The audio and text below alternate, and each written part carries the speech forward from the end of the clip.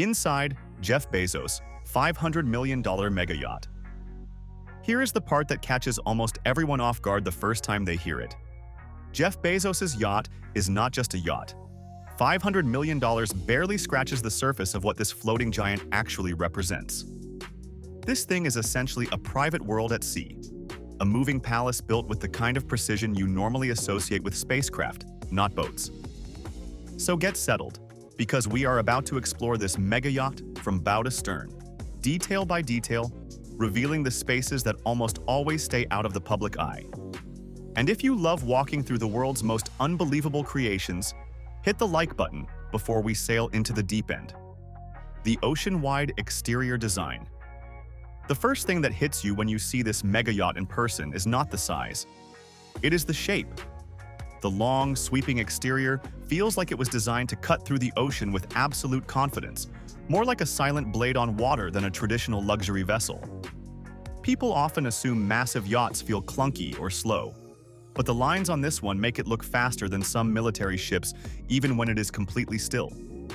Some critics argue that the design is too dramatic or too futuristic, but when you stand close to it, the sleekness makes perfect sense.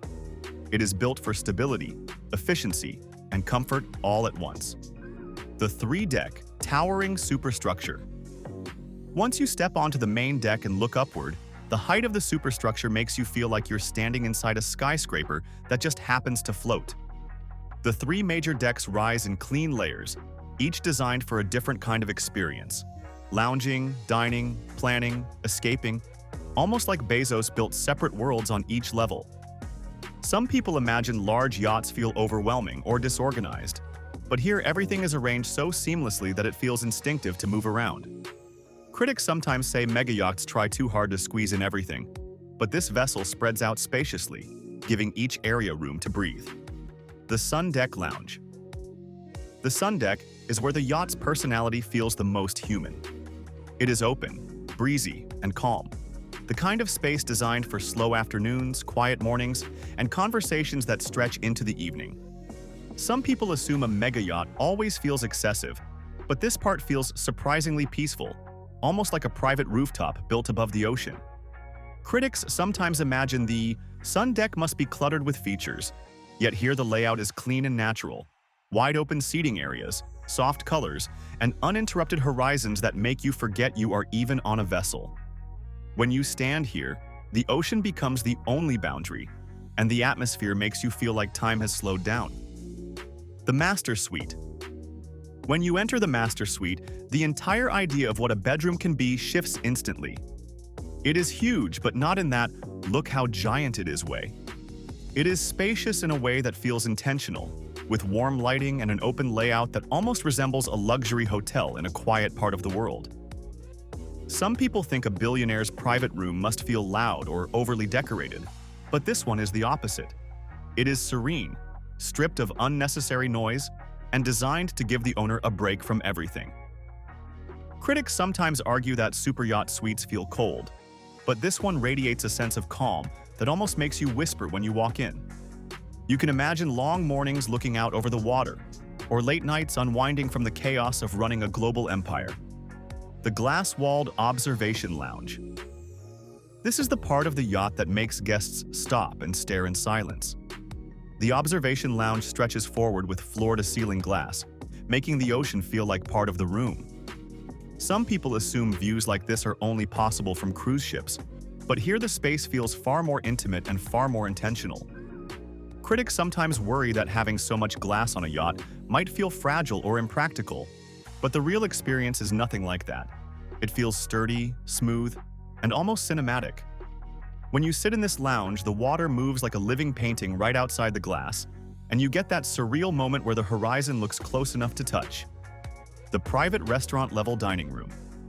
The dining room feels like stepping into a private restaurant built for the ocean.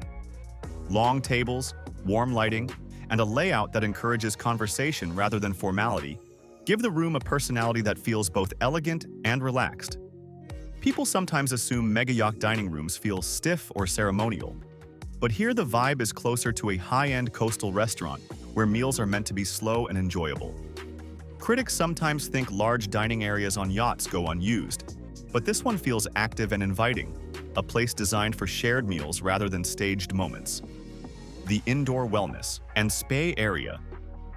Deep inside the yacht sits a wellness area that feels like it was carved out of a quiet mountain retreat rather than built inside a floating engineering marvel. The lighting is soft, the walls feel warm, and every corner is built to make you forget the outside world exists. Some people assume wellness spaces on yachts feel cramped or overly stylized, but here the room feels open and genuinely relaxing. Critics sometimes think spa rooms become throwaway features in mega yachts, yet this one carries a calm presence that feels real, not decorative. The full-size gym. The gym looks like a high-end training facility shrunk just enough to fit inside a yacht without losing any of its focus. Clean lines, large windows, and a wide layout make the room feel surprisingly open, especially considering the limitations of being at sea. Some people assume billionaire gyms are always overpacked with equipment, but this one focuses on essentials arranged in a way that makes movement natural. Critics often say yacht gyms feel underused, but this one clearly carries the energy of a space designed for active daily routines. When you work out here with the ocean rolling quietly outside, it creates a strange balance between strength and stillness, something you cannot replicate on land. The helideck and support vessel area. Toward the rear of the yacht sits one of its most impressive features, the helideck and support vessel docking zone. This is not just a landing pad. It is an entire strategic area built to move people and equipment smoothly across sea and land.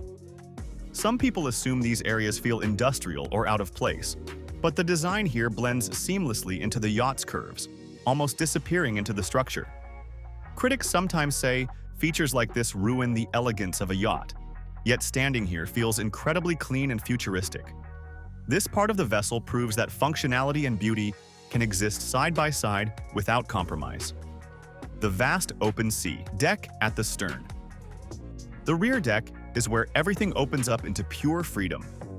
Wide, uncluttered, and perfectly positioned over the water, it feels like a private plaza built just inches above the ocean's surface. Some people imagine the back of a yacht must feel busy or chaotic, but here the space feels almost meditative, like a place designed for quiet evenings, sunrise reflections, or watching the horizon stretch endlessly. Critics sometimes think luxury yachts lack soul, but standing here proves the opposite. The simplicity and openness of this deck give it an emotional weight that surprises people. It is the kind of space that makes you pause, breathe, and appreciate just how vast the world is. If you enjoyed exploring Jeff Bezos' $500 million mega yacht and diving deep into every corner of this floating masterpiece, make sure to like the video, subscribe to the channel, and leave a comment telling me which mega yacht, mansion, or private world you want me to explore next. Your support helps bring these long, immersive walkthroughs to life and keeps this channel sailing forward.